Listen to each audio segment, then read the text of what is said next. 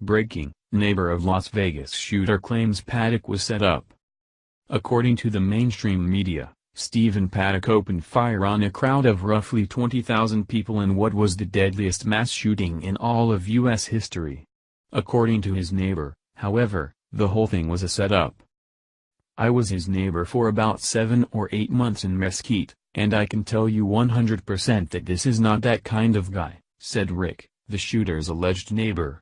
"I was there working and saw him probably every other day on my way home.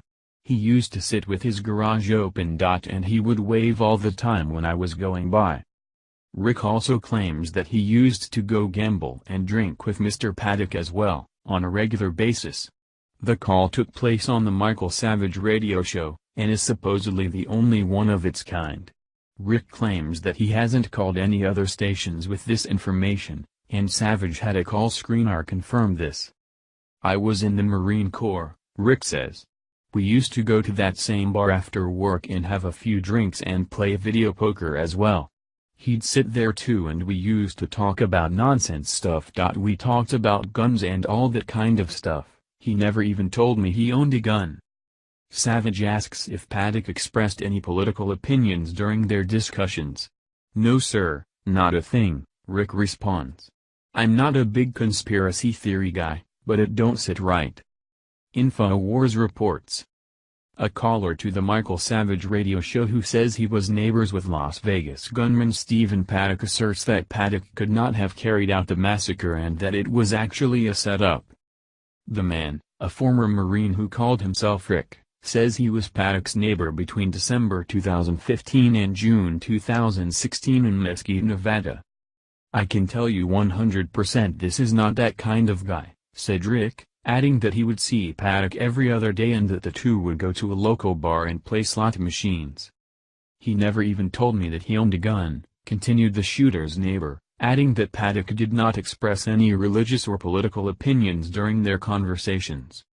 "I'm not a big conspiracy theory guy, but it don't sit right," said Rick, before making the extraordinary claim that the whole shooting was a setup and that Paddock's body may have been left in the hotel room while other assailants carried out the shooting. The caller mentioned how some people in the crowd were warned 45 minutes before the shooting that they were going to die, suggesting that this was evidence of a wider plot and not a lone wolf attack. Many firearms experts, including the caller, have questioned the video evidence of this shooting. They've noted that flashes appear to come from completely different windows, far away from the 32nd floor, where the shooter was supposedly firing from. Rick said he'd already contacted the sheriff's office to relay all of this information, and although he seems perplexed at Paddock's sudden act of violence, he adds that this is usually how friends and family members respond to such horrific events. If Paddock was planning such a sophisticated operation and hoping to evade detection, he would not be blabbing details about it to his neighbors. However, the neighbors' claims are certain to attract more attention given that no specific motive has yet to be uncovered for the shooting. As more information comes to light, many are beginning to question the validity of the mainstream narrative. While there's certainly no smoking guns just yet, this could change in an instant. Be sure to visit Silence is Consent for breaking updates on the dot. Thank you for watching this video. What do you think about this? Share this on Facebook and Twitter along with your comments.